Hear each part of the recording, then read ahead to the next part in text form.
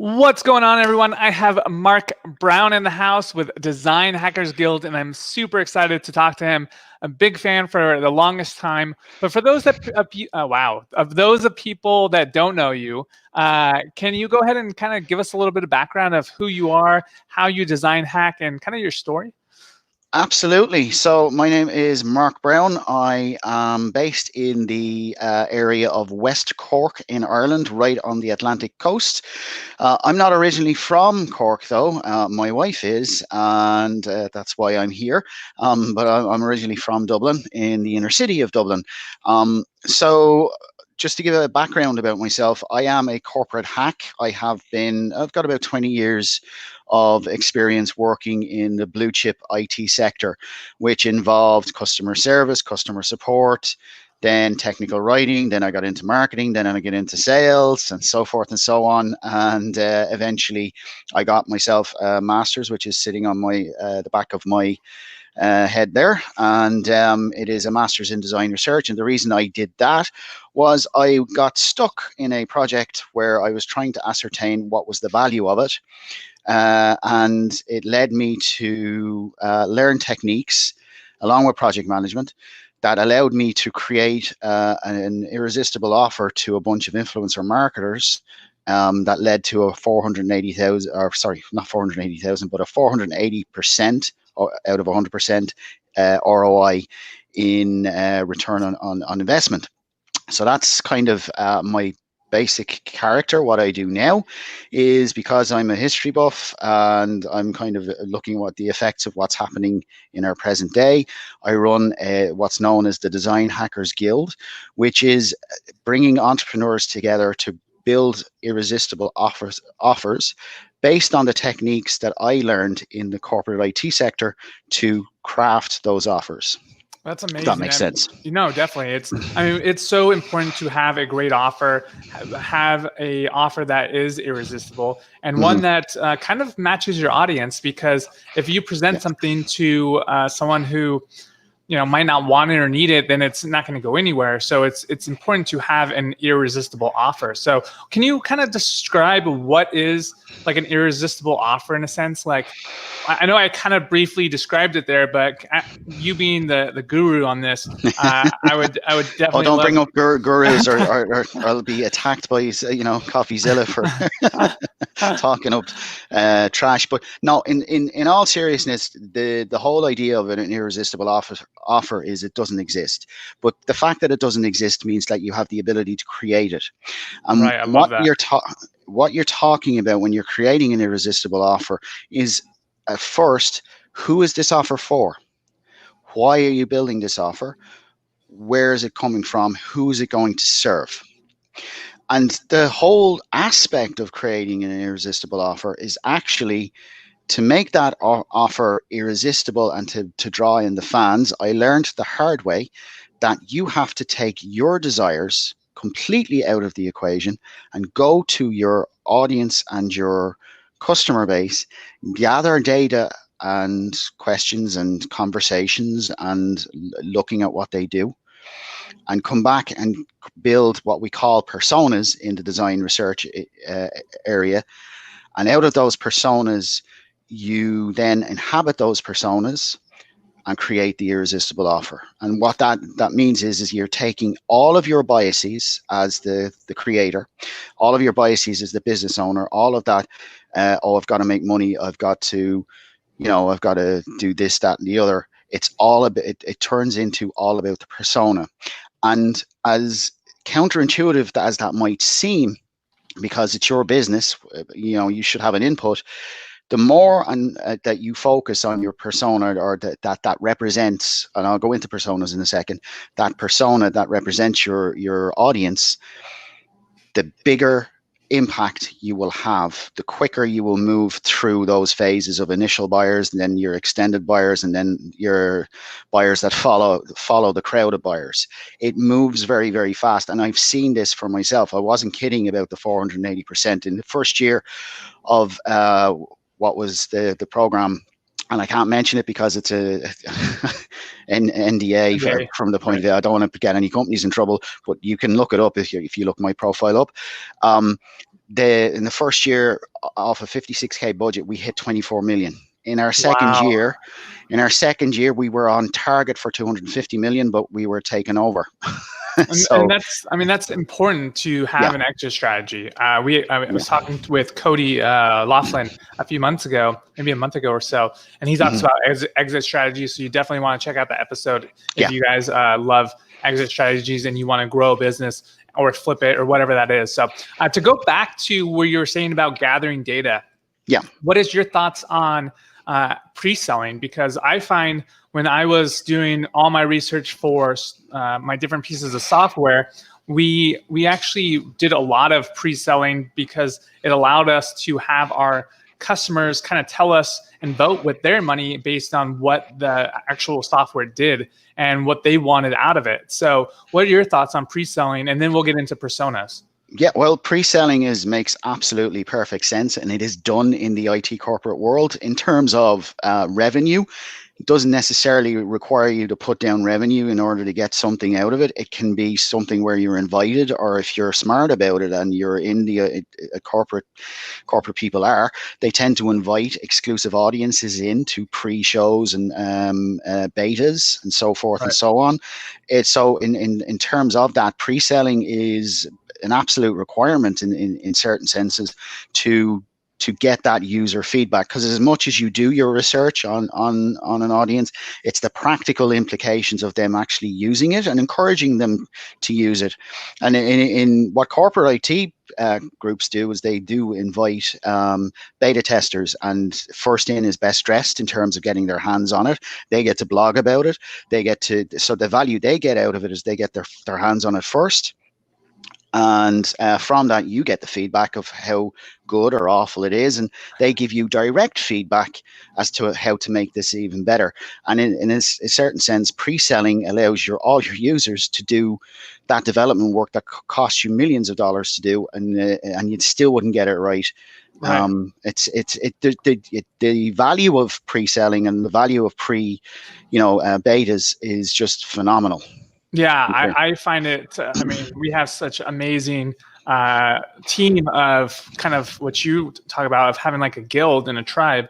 We have an amazing group of money friends who have literally been able to tell us exactly what they want and kind of mold what we've developed. And I think it's super important to have that, because that's valuable information, because they're going to give you honest feedback. Because they care about the product as much as you do. Yeah. And obviously some of them have investment interest in it.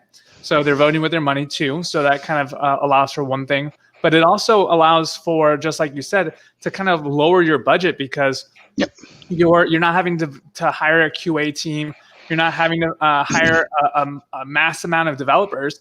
And not only that, but you are getting an outside perspective, because you're having people test it who's never actually tested the water, versus internally you have those people that kind of know what everything does and kind of know how to guide themselves through the software, versus someone who's just is launched in there brand new, and then they can kind of see where it's going and where it doesn't by just breaking it in a sense. And I'll add to that what also, if someone feels that's quick and dirty in terms of getting the audience to do the heavy lifting, if you get your users and your audience and your clients to do the heavy lifting for you in that, you can then have a very clearer picture of if you're going to go to a design agency or if you're going to go to a QA group, with very clear instructions for them that they enjoy themselves, because they can get that project out the door cleared up and they know exactly who they're focusing on.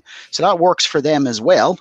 And that's actually something that a lot of businesses thrive on, and then they delight in working with you. So even in a partnership sense, they get value out of what you're doing when you're focused on your audience. Yeah, I think it's so important. And not only that, but the not the development team, but the people that are kind of beta testing it kind of are happy for you in a sense, because they're like, yes, I get to help this person do this, and I was part of the team in a sense. And I think it's almost a kind of a bonding experience, which I really love. Absolutely, community building. Yeah. So tell me a little bit more about how you find your persona, your perfect audience, your tribe, however you want to call it. How do you actually find that? Well, first of all, it is given the assumption that if you're going into business and you have a business idea, you will have done your own due diligence in terms of you have a passion for it, you have a belief in it, and you have either tested it for yourself from your own perspective, and you know what you're doing. So that's whatever field you move into, and that's assumed. Now, an awful lot of this is the thing, and the reason I'm talking about this is that when you're doing academic design training and design thinking, design research, they talk about building the business model, and they talk about it. Different aspects of the business model, SWOT analysis, and then in the middle of it all, they throw in the persona.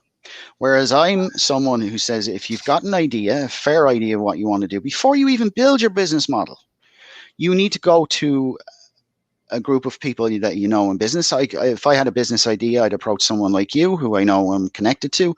You're business minded. You go to business minded people. You go to people you know who do these things.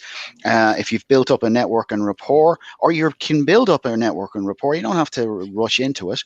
And start talking about your idea. What you then do is you draw that audience in. That's the initial audience, what I call the founders. Yep. And from that, you start crafting out what is the ideal from that. And then you start looking for people who match people, say, like yourself, people like myself, who have that that aspect that you're looking for, and that's how you start identifying starting building out your persona. And it can take some time, but it's well worth it through. And we've got, so as you said yesterday, or I think it was maybe it was on a different podcast, there's no reason, especially today with modern technology, you can get on Zooms with a lot of people. You've been on, every one of us has probably been on Zooms ad infinitum. And we can have those conversations and build those data. And if you've got chats and you record the chats, you're starting to pick up data around that. And if you are an established business and you have a CRM, you'll be able to pull out additional data for around your clients and start crafting the personas of the current buyers you have, and then looking for additional people. And as you start to learn more about what those people go through and the different pain points, you'll start building that perfect persona. Yeah, I love that. And as time goes on, and I don't know about you, but for me, I see patterns all the time. So when I am looking for people and I notice that it's this type of person who is interested in my software, or my development team in creating a software, then they will actually, I can just see it like green light, red light, green light, red light in a sense, because it really shows that all these people are attracted to you, and now you just look for those types of people because you have so many kind of data points that are just in a sense of just in your subconscious that now it's very easy to craft that. So would you recommend you kind of build out? I know some companies actually name their persona in a sense, like a Sally or a Mark. So would you actually name that persona and kind of build it based on that type of person that you would see that person as? Yes, absolutely. That's how you craft personas. And I'll just give you an example of, I did a video on this. It's just, I brought some props. So when we think of avatars, this is what I think of, right? It's a teddy bear. Yeah. Right? Now, if you think of a teddy bear, it's okay. It looks fairly individual, and I love this teddy bear. I call it Data Bear Sam, and I've used it as a prop in different videos. But let's compare that to, say, a driver's license.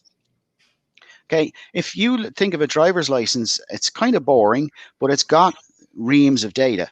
It's got date of birth. It's got an image of me. It's got the whole lot. This actually is a persona in terms of in real life. I can hire a car. I can go into a liquor store and buy alcohol. I can go to a bank and get credit I don't deserve. But you deserve all the credit. Yeah. But it in terms of that, if you think of your persona as a driver's license, it becomes. Bear with me a second. I just got to kill that. So what you've got to do is 1 second. close. Sorry about that.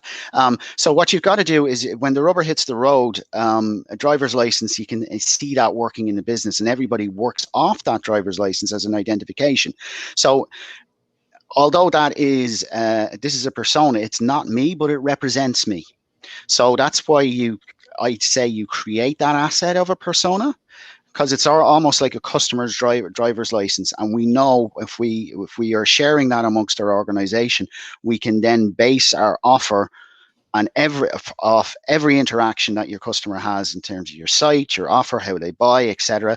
It must please them, and then it becomes so ingrained that you must.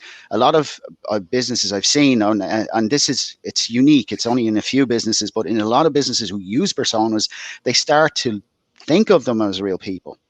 And then they refer to them with, well, what would Bob think about this? Bob, that's not going to help Bob at all. Right. And it becomes that kind of thing, and which is great because you're in the zone. You're absolutely in the zone of serving your customer. Yeah, and I mean it's funny because they call like Bob or whatever, but you then assign them an age range that they're between the ages of like 35. Like for me, when I was a personal trainer, I knew that my perfect audience was typically between 32 and 55. I know that's a large age range, but I knew I wasn't going to be training people that were 18 to 28 because one, they're not into their career where they could actually afford me. Yeah. They typically they don't have any kind of health issues most of the time because they just aren't at that age. They don't really have movement patterns.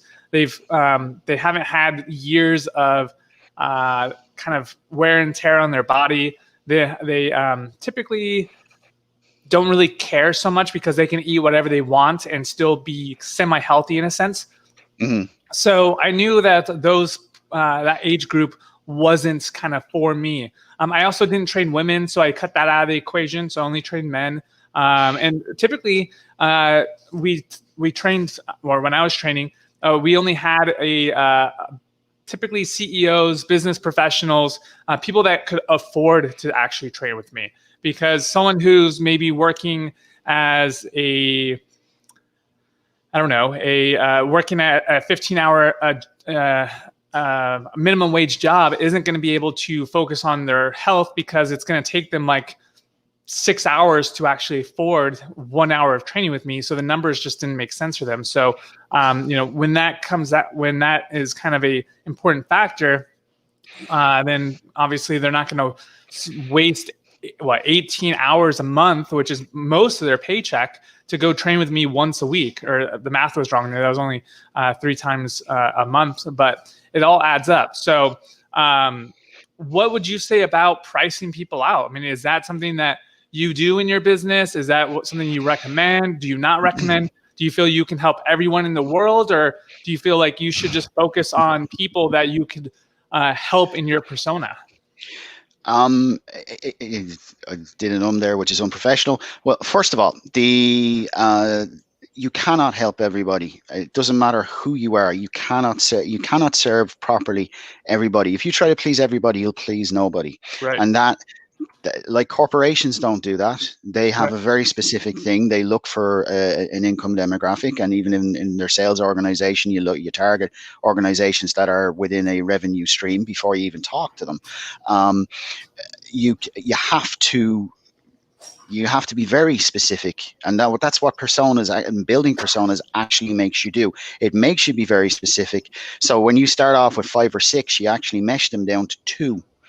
And that's tough, but what that makes you do is to focus on very specific areas, and that means you start pricing out in terms of what you're going to provide for the users in that, and it forces you to target people with certain demographic, certain wage radius or revenue stream, and in terms of hours and preferences. And if you can get down to the fact that they have kids, they have, or they're divorced or whatever. You can get very specific around that, and you can focus on those particular areas. Airlines and travel agencies had actually started to do that on the internet. They'd figure out you were a single mum with 3 kids, and then they'd throw up specific offers for you because they'd done the due diligence on that.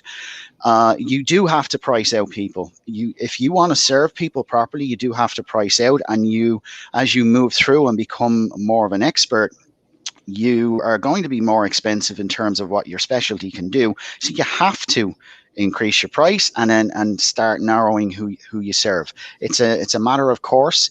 It is the right thing to do. It is the logical thing to do. You're not doing a disservice to anyone else because you're in a specific, for want of a better word, I don't like it, but niche, where you're in a specific stream of what you can do. Now, if you're smart about it, like you are, Brandon, you can create courses off the back end that spill out, and a lot of people do that. You can create courses that might suit people in a different area that are starting out in business, that can give them the tips and tricks to move up in that scale and move up to you. But if you've done before, I saw you did the ladder where it goes that way. Like you've got your high ticket. That's where you need to be focused, giving your best and brightest offer that you can. And then from that, as you're doing learnings, you're improving that. You can pull off things that are useful for people starting out. And you definitely don't forget where you come from. I certainly don't. I certainly want to help people who are starting out to come up, because I need new clients. And that's the way I would focus it. But pricing out people is definitely, you're required to do it as far as I'm concerned. If that sounds harsh, it's harsh, but that's the truth. No, I totally 100% agree. And if you're just starting out, like you were saying, and how you kind of talked about the descending value ladder in a sense. If you're just starting out, you're not running ads, you don't know your perfect persona, you should be charging a much higher price point for what you actually do, because you only need a few people to kind of hit those target goals. And then obviously take that and you reinvest it into the company. You start building out your kind of lower ladder in a sense. And then you start hiring a team. They start off-tasking things. And the thing, and then obviously you start ascending people when you start scaling. And that's what's so important about doing those first part of it, is when you're doing the research and learning your persona. When you bring it back up the value ladder, you have that data in a sense to run ads. I mean, if you look at Google's campaigns, you look at Facebook campaigns, it's all centered around that demographic. That how many are they married? Do they have kids? What area do they live in? Are they in the richest zip codes or in the bottom 50%? There's so many different things, and even in Google and stuff, you can actually narrow it down to kind of what device. I know Facebook does this too, but you can do it on buyer habits. You can do it on interests. There's so many different things you can target people on, and it's having this data that's so important if you're looking to really scale your business. So I think that's super important. So when you have your actual persona, you have your irresistible offer, what's next? Well, in terms of that, it's stress testing it. So one of the things I do to bootstrap people into the personas is I force them to create their personas, get it down to 2, and then start thinking like them in terms of a SWOT analysis. So you turn around and you look at your current organization, what's its strengths, weaknesses, and opportunities and threats in terms of your buyer, which is really means you start role playing your buyer, you start inviting in your buyer to look at things. And then when you've hit ideation, that's where the irresistible offer starts to create.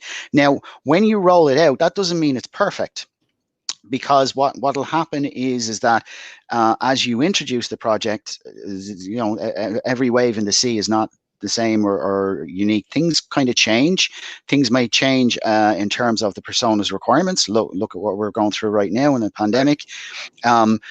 But what you do is you if you are actively listening for the persona that you've created, you'll start to pick up those nuances, and if you add it back to it, you'll very, very quickly adapt and change. So when you're rolling out your offers, Um, a lot of the road the road bumps that you hit, particularly the one that says that 85% of all new products fail, you avoid it. You end up taking a bypass and heading for the road that leads to ROI and that ever increasing ladder of profit.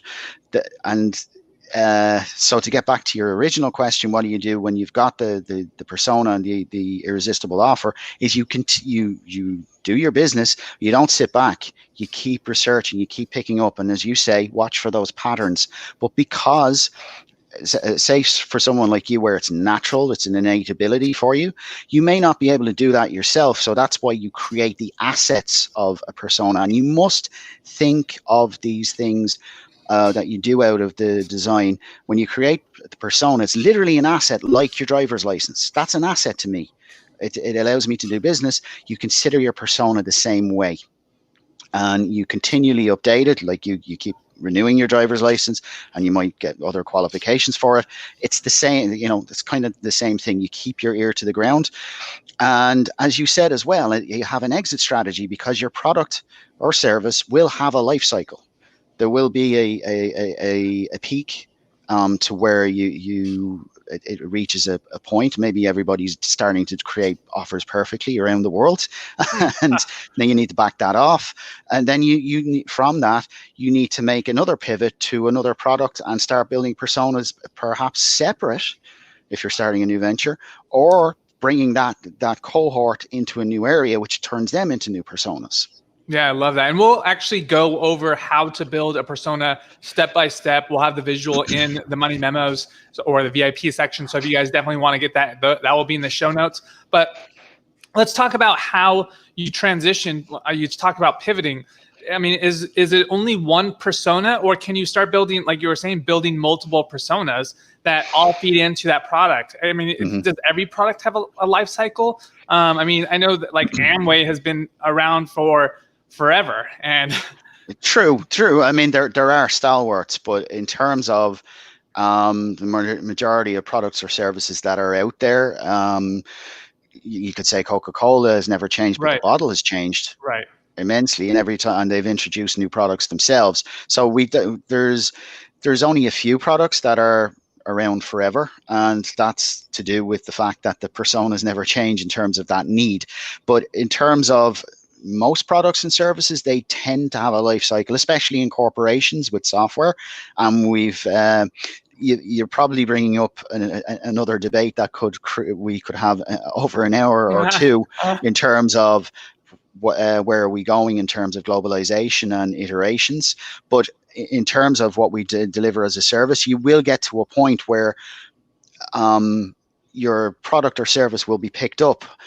And now you might see a trough, and it needs to come back again, but the demand for it will wane off, and that's where you have to react and say, okay, is the product actually reached the end of its life? Does it need to be reiterated, or do I need to do something completely different to serve the audience that we've carried, and maybe keep a maintenance product back for other people who are coming behind?